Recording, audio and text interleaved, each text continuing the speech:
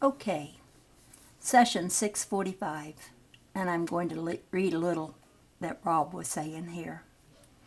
After supper, Jane began to show signs of going into an altered state of consciousness. She started talking about her silky skin and the luxurious feeling of her sweater against her back. She had had similar feelings preceding the last session, too, although to a lesser degree.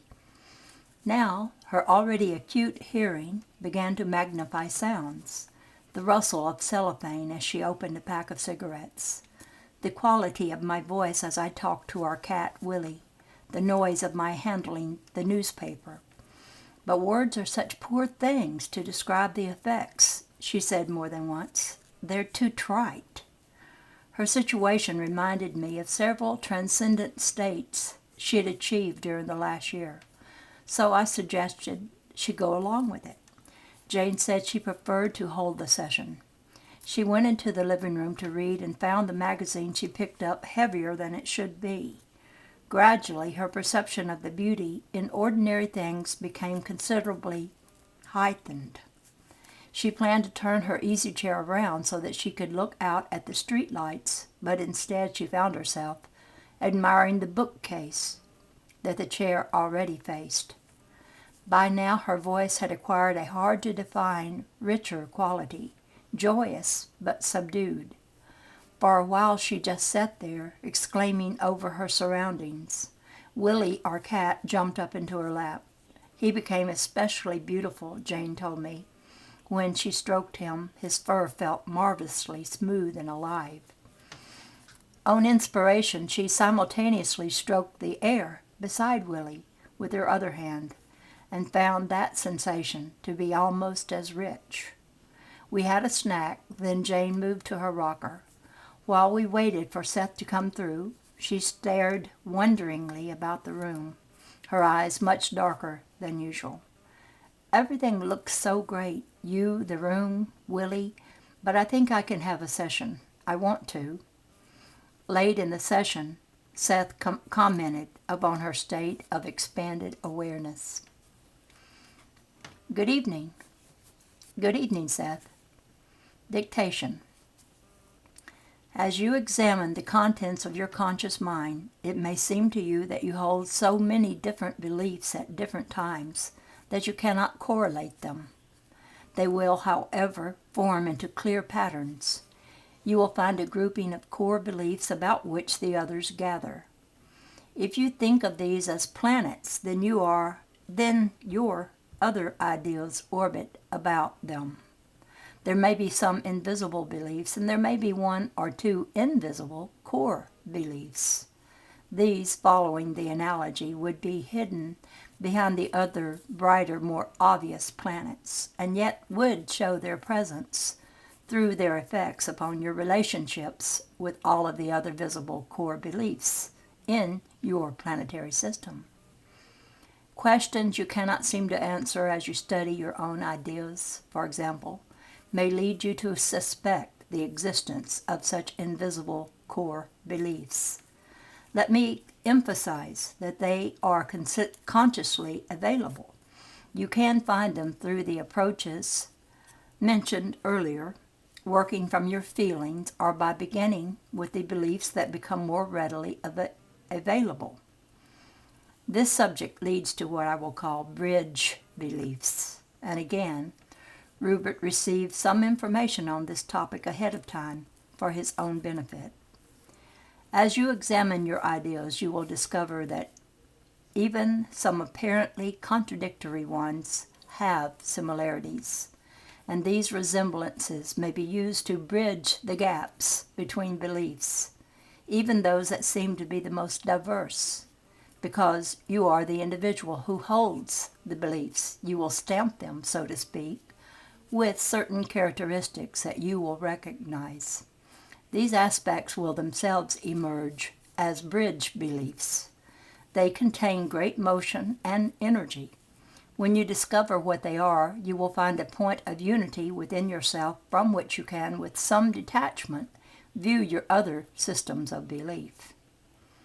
The emotions connected with these bridge beliefs may indeed surprise you, But standing upon such unifying structures, you are also free to let the emotional flow sweep past, feeling it, but aware for the first time, perhaps, of the origin of those feelings in your beliefs, and no longer afraid of being swept away by them. It is impossible to tell you of the emotional reality of such an experience. You will have to discover it for yourself. Such bridge beliefs often allow you to perceive the invisible beliefs mentioned this evening, and these can then appear to you as a revelation. On second thought, however, you will realize that another belief blocked that one from view, but that you were always aware of it, and that in a strange way it was also invisible because you took it for granted. You did not consider it a belief about reality, but as reality itself, and never questioned it. Andrea never doubted the fact that life was more difficult for a woman than for a man. When she examined her beliefs, this escaped her. The invisible belief, however, affected her behavior and experience. Now she understands it and can deal with it as belief and not as a condition of reality over which she has no control. Bridge beliefs may become available to you in the dream state. If so, the conscious knowledge may appear suddenly in the middle of your waking day. A reconciliation will be felt within the self following such a conscious understanding, though the dream itself may not be consciously remembered. In the dream, various symbols may be used. Each person will vary in this regard. When such dreams are remembered, however, individual symbols such as crossing a river safely, or an ocean, or bridging a gap, or an abyss are often involved. At such times there can also be strong emotional content, as of finally triumphing over psychological chaos, or even of rising from the dead. You can suggest to yourself the emergence of such bridge beliefs. The conscious ideal itself represents a statement of intent. Various core beliefs not well assimilated will give you conflicting self-images.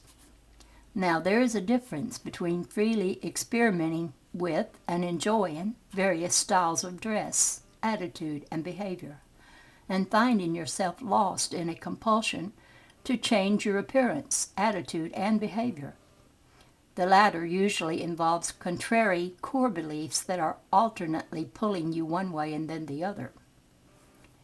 Usually exaggerated opposing emotions will also be apparent.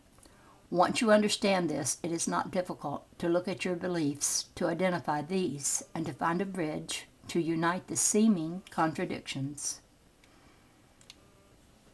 Since this book was begun, Rupert has been working with his beliefs and using methods in his own way, as every reader must. When we began, he found it difficult to believe that so many answers were available in the conscious mind, and was astonished as he proceeded to discover that that was the case. I will use him here as an example, to some extent, to show how a bridge belief appears to assimilate what seemed to be diametrically opposed ideas. The same procedures will operate regardless of the particular beliefs held. Rupert is determined, persistent, stubborn, with great energy, creative, intuitive, and endowed with excellent flexibility of consciousness. He built his life around the core belief in himself as a writer. Through this belief, he viewed all of his experience. Correlating it, he encouraged those impulses that furthered it, and impeded those that did not. Now, because of this particular temperament, he put all of his eggs in one basket, so to speak. Those of you who do the same thing will see yourselves in one particular way, whatever it is. You will primarily organize your experience along definite lines. It may be your sex role or your professional role. You may see yourself as a mother or a father, first of all, as a teacher, an editor, or as a man's man. You will, however, emphasize one certain quality above all others your athletic nature, your spiritual bent, whatever it may be. Now, such concentration is excellent if the original concept continues to expand with your experience, and of itself is not limiting to a strong degree. You may see yourself primarily as a mother. Initially, that may simply involve taking care of your children at home. But if that idea of yourself remains limited, then it may preclude, say, even being a wife to your husband, deny you many complementary interests, and prevent expansion of your personality in other areas. In the same way, if your core belief stresses your spirituality to such an extent that it cuts off needed sensual expression, then it has become restrictive and will end up strangling even that spiritual experience that it was originally meant to express. As he worked with his beliefs, Rupert found himself in a position where he came face to face with two conflicting core beliefs. His writing self followed one belief in which writing certain material was permissible and good. He had schooled himself to refute any opposing impulses and built his life along these lines from a young age. With the initiation of psychic experience, he found himself wanting to write about what happened to him and to use the material creatively. The previous beliefs in himself as a writer, however, clashed with this new urges because he did not consider anything but fiction as the work of a writer, except for poetry. He proceeded to make two divisions in his life, one psychic and the other the writing self. The writing self looked aghast at any creative material that did not come from the kinds of inspiration with which it was previously familiar. It insisted that other creative material come outside of Rupert's 5-hour writing day. These beliefs generated their own emotions, of course, so that Rupert would become angry when thought of as a psychic by others. The same kind of dilemma can arise in any reader's experience whenever two strongly conflicting core beliefs meet. Rupert also believed in his psychic work, you see, and was fully committed to it. He developed some physical symptoms and followed through with his beliefs. He is working them out on his own. He saw for himself how they perfectly mirrored his inner image of himself. I gave him helpful information, but this could only be used by him as he felt it for himself and traveled through his own system of beliefs. When you understand the nature of reality and your part in forming it, then you can no longer look to others to solve your problems for you, and you realize that your own beliefs are the rich, creative elements that you yourself must mix and match. If you think that certain foods will help you, then they will be effective in that system because of your beliefs. If you believe in doctors, then they will help you. If you believe in healers, then they can help you.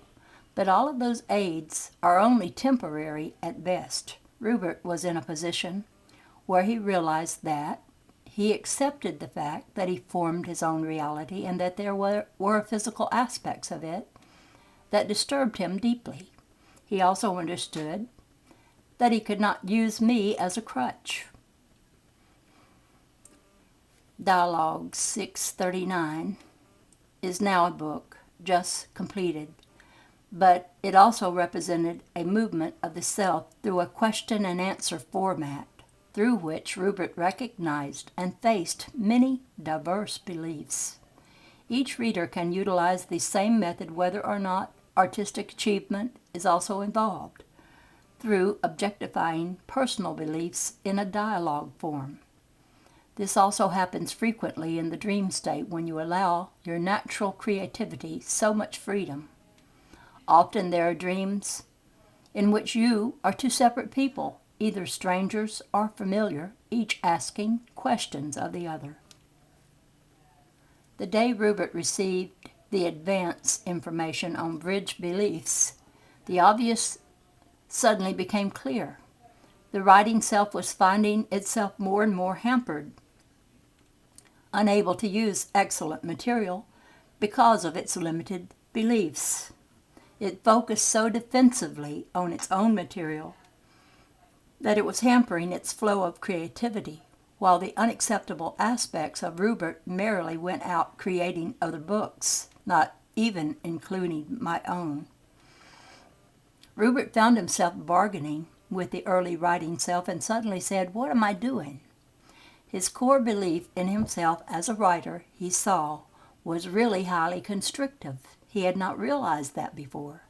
At the same time, he had consciously known it, but allowed it to remain invisible. He realized that the writing and psychic aspects each did want to write, and this was the bridge belief. Using it, he is only now in the process of assimilating the newly available energy. He understands that he is the self who holds all of these beliefs and does not identify so completely with the one core belief any longer. That association was what had prevented its natural motion and expansion earlier. The original belief meant that he considered his reality in mental terms, generally identifying a writer with ideas, and using his body as a vehicle rather than thinking of it as the living organism through which creaturehood experience must come. So this evening, the senses were allowed their freedom, but the experience was magnified by his psychic sensitivity. If you consider yourself primarily physical, then you may, in line with your beliefs, impede your spiritual or emotional aspects. In that case, working with your beliefs will lead you to greater experience along mental and spiritual paths. But all are interconnected, and you cannot ignore one except at the expense of others. Now, Rupert also saw that he believed he had to justify his existence through his writing. This because he did not trust the basic right of his being as it existed and does in space and time. Those old beliefs had not caught up to his newer ones. The same artificial need to vindicate being is present in many of my readers, and various core beliefs may be built up to hide this inner insecurity. You may justify your life by biological creativity and then latch onto your children and never want to let them go. You may use your career instead, but in all cases you must come to grips with such unnecessary ideas. Face the reality of your creaturehood and see that you certainly have as much of a place in the universe as a squirrel, an ant, or a leaf. You do not question their right to exist. Why question your own? And that is the end of our passionate session, and you may delete the word. I guess, I don't know what that was about. So next is session 646. Just yesterday, Jane received a letter from a woman who described the onset a few years ago of extraordinary feelings of transcendent love for mankind. Her profound emotions still continued, although she had them under control. She had told no one about them, though, and wanted to know if we could ask Seth about their meaning.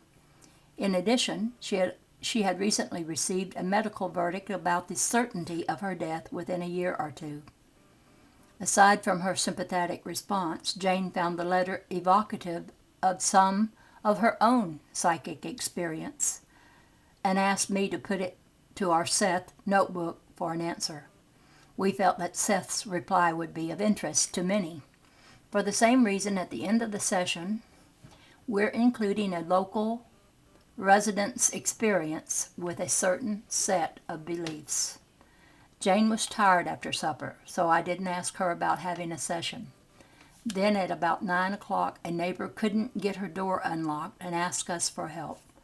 By the time this episode was resolved, Jane had come alert and surprised me by saying she wanted to hold the session. She began speaking for Seth very quietly. "Good evening." "Good evening, Seth." Now, dictation. When you allow your emotions their natural spontaneous flow, they will never engulf you and always return you refreshed to logical, conscious mind thought. It is only when you dam them up that they appear to be opposed to the intellect or overwhelming.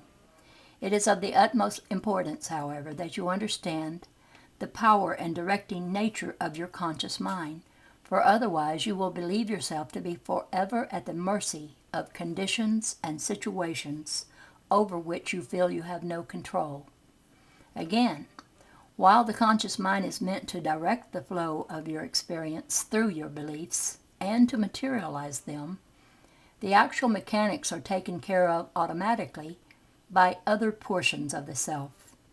You must indeed trust that your new beliefs will work as completely for you as your old ones.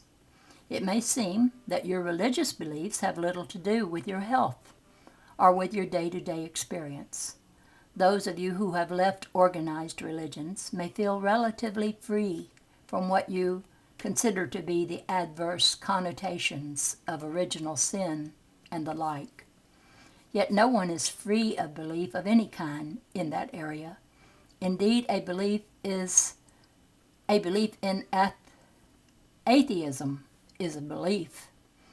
In the next chapter, let us consider more closely your ideas about good and evil, the morality of the self, and examine the ways in which your ideals are reflected in your lives.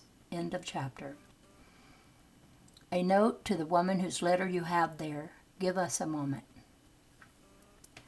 No man or woman consciously knows for sure which day will be the last for him or her in this particular life that each calls the present one. Mortality with its birth and death is the framework in which the soul, for now, is expressed in flesh. Birth and death contain between them the earthly experience that you perceive as happening within a given period of time, through various seasons, and involving unique perceptions within areas of space. Encountered with other human beings, all to one extent or another, sharing with you events caused by the intersection of the self and time and space. Birth and death then have their function, intensifying and focusing your attention. Life seems more dear in your terms, corporal terms, because of the existence of death. It seems perhaps easier to have no conscious ideal of the year or time that death might occur. Unconsciously, of course, each man and woman knows, and yet hides the knowledge. The knowledge is usually hidden for many reasons, but the fact of death, personal death, is never forgotten. It seems obvious, but the full enjoyment of life would be impossible in the framework now of earthly reality without the knowledge of death. You have been given an opportunity to study life and to experience it more fully than you ever have before in this existence. Its intensity and brilliance, its contrast and similarities, its joys and its sorrows are here for you to perceive, whose eyes are opened by the fact of the doctor's pronouncement. Now, I tell you, that intensification, appreciated and understood, and the experience of life and living, accepted unconditionally, can bring you in this lifetime another birth in which the doctor's pronouncements are meaningless. Spiritually, the death sentence given you is another chance at life if you are freely able to accept life with all of its conditions and to feel its full dimensions, for that alone will rejuvenate your spiritual and physical self. The experience that you wrote of was significant on several levels and, of course, was meant to reassure you ahead of time because of the events you knew would occur.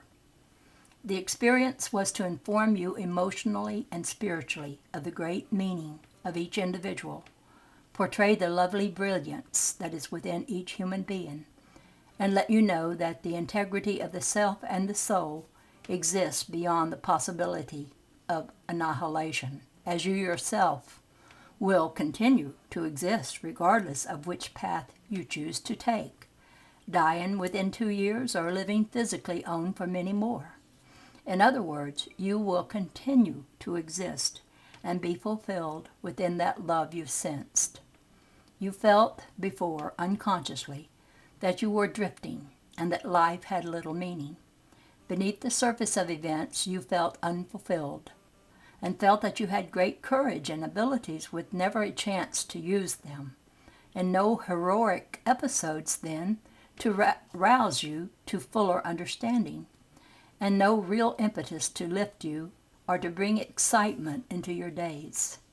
Unconsciously, therefore, you chose a situation in which a crisis was precipitated, rousing all the greatest elements of heart and soul, so that they must strain to understand, to perceive, to triumph. And so you shall, in whatever way is most important for you, and you will learn more and be more fulfilled than you would have been had those conditions not been initiated. This does not mean that there were no other ways available that you could have chosen. You chose the set of conditions that you did because, in past existences, you were so terrified of death that you tried to hide its knowledge from yourself, and this time you placed it in the forefront of your attention. In the entire fabric of your existence, this life is a brilliant, eternally unique and precious portion, but only a portion from which you emerge with joy and understanding, whether you die tomorrow or in years to come. The choice of life and death is always yours. Life and death are but two faces of your eternal, ever-changing existence, however. Feel and appreciate the joy of your own being. Many live into their 90s without ever appreciating to that extent the beauty of their being. You have lived before and will again, and your new life in your terms springs out of the old and is growing in the old and contained within it as the seed is already contained within the flower. We are all travelers, whatever our position, and as one travels to another, I salute you. End of reply. Now, Chapter 12, Grace, Conscience, and Your Daily Experience. Give us a moment for dictation. We are beginning the next chapter, and the heading is Grace, Conscience, and Your Daily Experience. Thus far, I have rather frequently mentioned the state of grace because while it has many dimensions, it is, practically speaking, the cause of your sense of well-being and accomplishment. It is a condition of your existence. Each of you may put the following in your own terms, but often it may seem as if your conscience tells you that you have fallen out of grace, and that some inner, mysterious, joyous sense of support no longer sustains you. Unfortunately, conscience, as you think of it, is an untrustworthy guide, speaking to you through the mouth of mothers and fathers and teachers and clergy, all perhaps from distant years, and each of whom had their own ideal of what was right and wrong for you and for humanity at large. These people, of course, were and are quite fallible. When you are a child, however, adults seem godlike. Their words fall with great weight because you are so at the mercy of their support. As a child, it was quite necessary that you accept beliefs from others before your conscious mind could form its own. You accepted the concepts for your own reasons. Those given beliefs represent the spiritual and mental fabric of ideas, the raw material, so to speak, with which you have to work. In adolescence, certain beliefs will be easily and immediately abandoned or altered to fit the expanded pattern of experience. Still, other beliefs will remain, with perhaps certain elements being changed. The beliefs may be revised to fit your new image, for example, while the main pattern remains the same.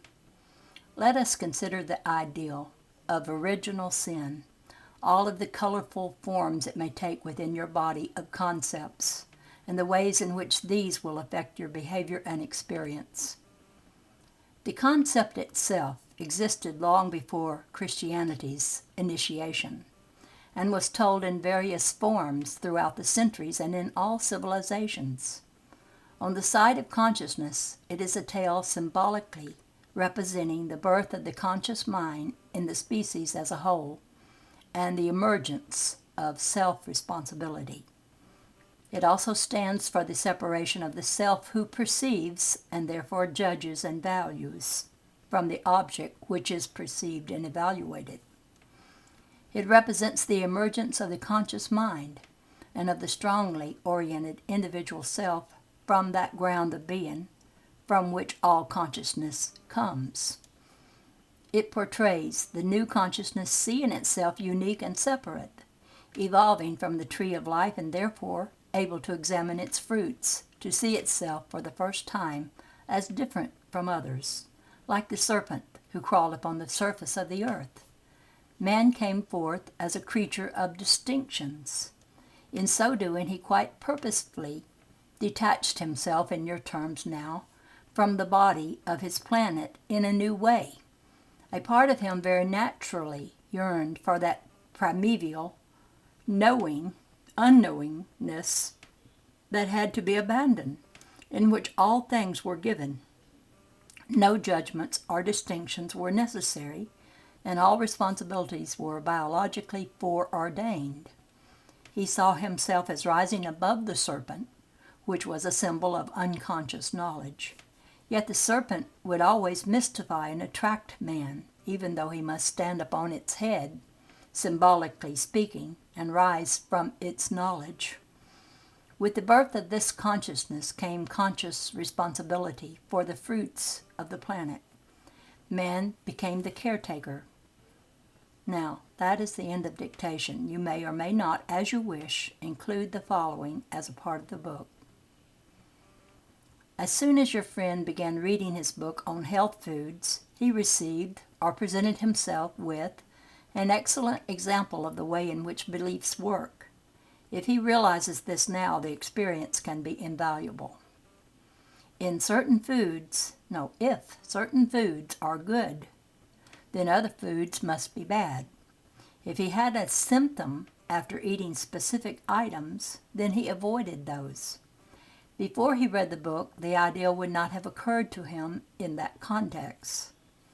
The refusal of particular foods therefore became a symbol for the avoidance of certain beliefs, so that for a while the beliefs were not faced, while the foods were not eaten. This is done with many such methods on a consistent basis by people all the time. In your friend's case, the realization that he can eat those foods means that he understands that he can encounter those beliefs in himself, as he is now beginning to do. His rejection of the foods for this length of time persisted as a symbol that he was still not facing his beliefs. With each triumph now, and there have been several with your help in Rupert's, he shows himself that beliefs and not food are important, and reinforces his independence and freedom.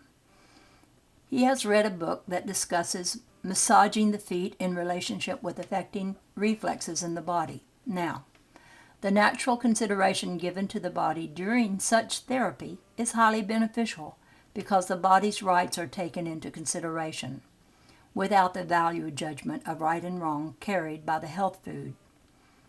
In this book, I will have more to say regarding health foods.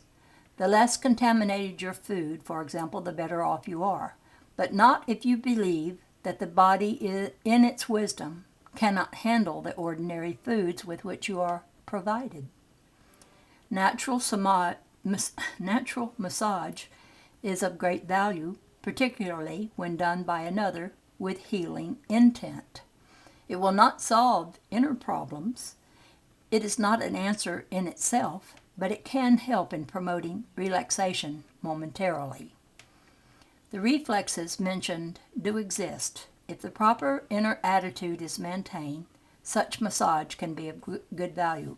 It simply acts then to familiarize the body with those deep feelings of relaxation that the mind has denied it, and can be an excellent learning process. You may now end the session.